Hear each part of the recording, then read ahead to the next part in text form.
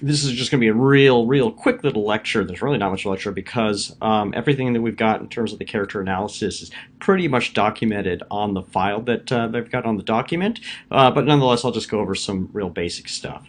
But at this point, everybody should know the scene that you're doing, who your scene partners are. A couple of things I just want to note before we get into the analysis part, which is just make sure when you are creating your script that you just follow the directions very carefully that I have listed out on the document that has the rehearsal schedule in there. You will notice as well in some of the scripts we've made a couple of cuts just to make them a little bit more manageable. So read that part when you're reading the play, but ultimately when you create your script, just leave out the text where we've made those cuts. And again, that's really just to make them just a little bit more manageable. All right. As I also noted on the assignment, that I set up the schedule based on people that are going to be going first. Now we're going to have a lottery, so that we'll have kind of a random way of setting up the order. And it's set up in terms of the calendar on who's going to be ultimately going first. So if you end up drawing a number a little bit later, you'll be able to adjust that schedule a little bit, but my advice is to stay relatively close to that schedule. I've got you doing a couple of things just before spring break, and then you're going to want to go ahead and make sure you get that done before so that you're all set and ready to go when you come back. Pretty much when you come back from spring break, you're going to want to have your scene entirely memorized, because the rest of the work will go much, well, you won't be able to do the rest of the work unless it's memorized. Okay?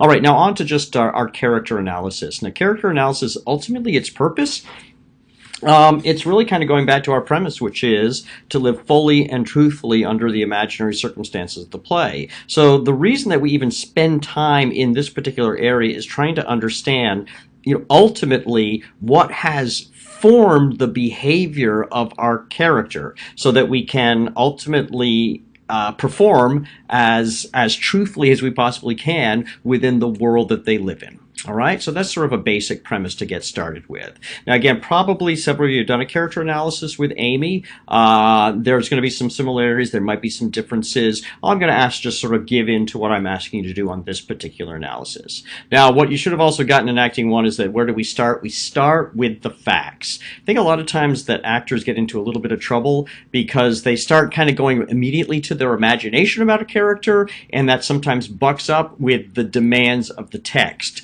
So, and we even have these discussions like how much, especially the work we're doing, how much is, how much is me as part of the character and how much is the play? And I guess my answer to that is ultimately we meet somewhere on a line between those two. So obviously, there's nobody else who can play the role except you. So of course you're bringing yourself to the party. I mean, even the greatest transformation, somebody like a Meryl Streep who is such a chameleon kind of actor, ultimately, she only brings herself and her experiences to the table. We ultimately can't leave ourselves behind. We don't want to leave ourselves behind because that's where the crux of the performance is going to come through. But at the same time, we obviously understand that there's demands of the text that are absolutely part of the creation of the character. So, we often said, okay, well, my character is an axe murderer and I'm not an axe murderer, so, obviously I can't play this role. Well, no. What is it that drives Lizzie Borden to take 20 whacks? It didn't come out of nowhere. I mean, unless she's a complete psychopath. And to be perfectly honest, playing a psychopath is the great exception. Most characters aren't psychopaths. Most characters, their actions are totally rational. I mean, they may appear irrational, but we can understand the thinking behind the character. Now, the question is what shaped and formed Lizzie Borden so that ended up being her ultimate behavior? So, see, I'm even doing a little bit of pre-work for anybody that's auditioning for the musical coming up.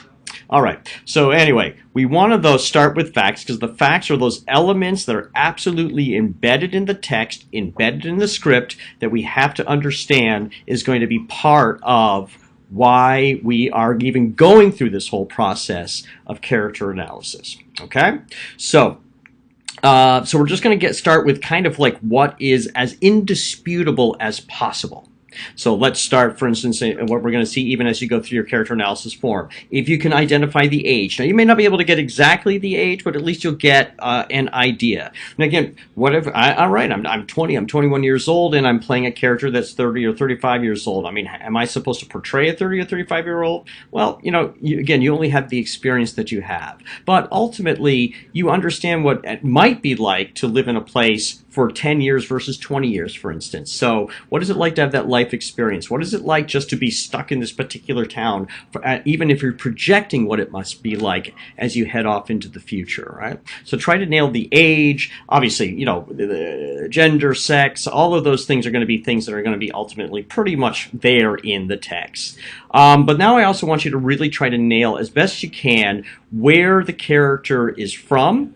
And then we're going to kind of get into really the sort of the nitty-gritty of that world, right? Because we all recognize that, if you're growing up in 2018 New Hampshire, that's a lot different than growing up in 2018, say, Birmingham, Alabama, or 2018 Kabul in Afghanistan. You're going to be a very, very different person based upon that particular world. But of course, the same can be said if we just change not only the geographic location but the year, right? So 2018 New Hampshire is going to be a little bit different than 1950 New Hampshire, which is going to be different from 1890 New Hampshire. Those worlds are entirely different worlds, and our behavior patterns are going to be shaped ultimately by that. Now, on the idea of year, what I'm going to ask you to do is, if it's embedded in the script, in other words, there's clues, even if they don't even say what the year is exactly, there's probably going to be some clues as to a pretty good idea of what year we're talking about. Now, if there's absolutely nothing, like it just, in the beginning of the script, it says, it takes place today, but the play was written in 1980, guess what? Ultimately, the play takes place in 1980, because the playwright, unless the playwright was specifically writing about 20, 30, 40 years down the line, they're writing from a perspective that they're reacting to right there, right? So if it's not there in the text, in this case, I want you to go with when the play was first published. All right? You can pretty much imagine that it was probably written maybe a year or two before that publication date.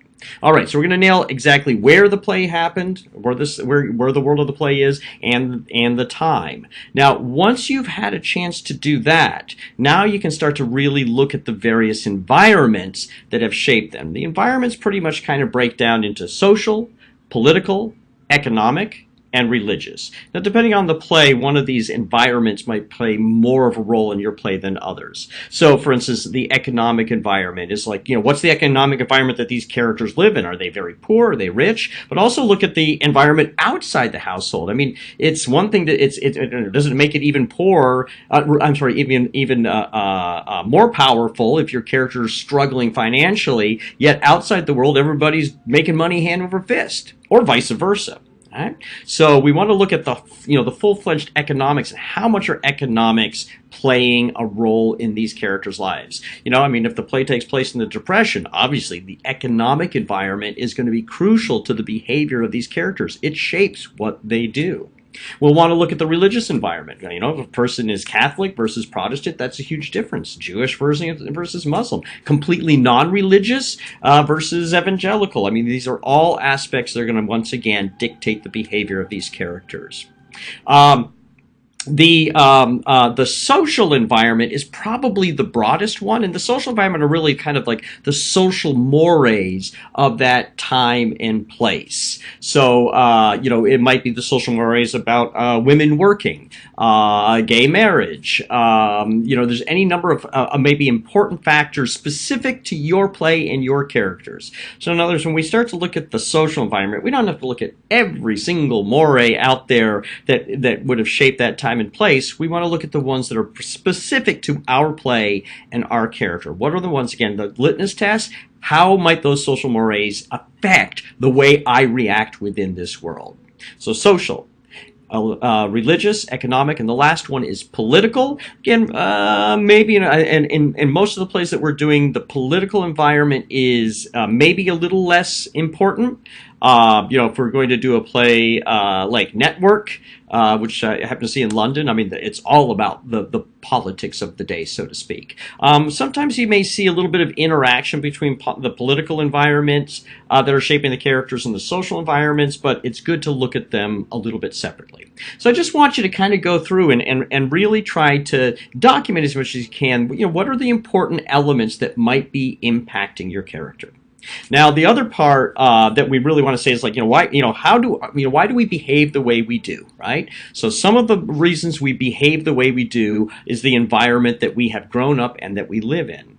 But another element of why we behave the way we do is what has happened to us in the past, right? If you got bit by a dog when you're 7 or 8 years old, I bet you still are a little leery around dogs, for instance. So all these things that have happened to us in the past ultimately impact how we behave in the present. So we want to get that down on paper too. If you look at sort of the timeline of a play, like this is the starting point. I don't know if this is showing up on the camera or not. And this is the ending point. Plays kind of start about maybe as much as 3/4 into the play, right? And that's where the present action picks up 3/4 into these people's lives. If we're dealing with a Greek play, it starts out like there's only 10% of before the play starts, right? So we want to knock down as many important past action facts as we can. If something's brought up about the death of a character's mother, then we want to get that down. If the character got arrested, if 2 characters had a blow up earlier in their lives, anything that we can document in the script, we want to document, right? So these, by the way, none of this stuff has to be done in essay form. Just list this stuff off, but just the stuff that you think is relevant to your character in this particular play. Of course, now past action fact, that's all going to be relevant. So get everything down. It could be a fairly lengthy list, but you want to make sure, I want everybody to get some practice in digging out past action facts, because they're the ones that are going to set the stage for your behavior the minute you walk onto the stage. Okay, so step 1 of all of this character analysis, get the facts. Get as many facts as you can, find out the time and place, and figure out the environment that helps shape these characters, and I want you to document this on paper as part of your character analysis. Okay, so that is essentially part 1. You'll see this is all also in the sheet, so you can get a little bit more information even than what I've just done in this little lecture. Now, part 2 is going to be focused a little bit differently, right? Now we've got the facts. Now we know what shaped these characters. Now I want you to get into the thinking of these characters. So I've created a little character interview. Now when you do the character interview, I want you to take them I want you to literally speak as the character. In this case, you're going to write as the character. I want you, as best you can, even try to use the language that your character uses. Some of our characters are a little bit more sophisticated, some of them a little less sophisticated. How can you actually speak like the character? Now, for all these questions, I don't want a 1-sentence answer, right? I want you to imagine that that you're writing these again in first person singular, but you're saying them to somebody who you trust, who you are willing to speak the truth to, right? So even if your character lies all over the place, in this case, they're going to essentially tell the truth. The reason why I want you to go more than a couple sentences is, again, I want you to get more into the thinking of the character, right? We get into the thinking, we're going to ultimately get into the behavior. So I want you to go through, answer these questions as best you can, specifically from the perspective of your character. Now, the last 2 things that I'm going to ask you to do is something I call a music abstract and an art abstract. The music abstract, this is one way to kind of think about it. Imagine that you're just getting ready to go on stage to play your character. What music might you listen to kind of get you into the thinking of that character? Now, I want you to tell me what the song is. If there's a link or something that you can give to me, great. The most important thing is I want you to know, why did I choose this piece? Why does this speak to me about my character? And then I want you to do the same thing with a piece of art. If I had to, I'm rushing to the theater, I only have a few seconds, I want to get myself into that place to get on stage. If I had to just glance at something to get myself into the place for this character, what might I look at? Now, it may be something that says, like, this just speaks to me as this character, or it may just be more connected to the scene, or what it is, the state of mind that you'd have to be, all right? So maybe this is something you'd put in your dressing room, while you're getting ready to start getting you into that place. Okay.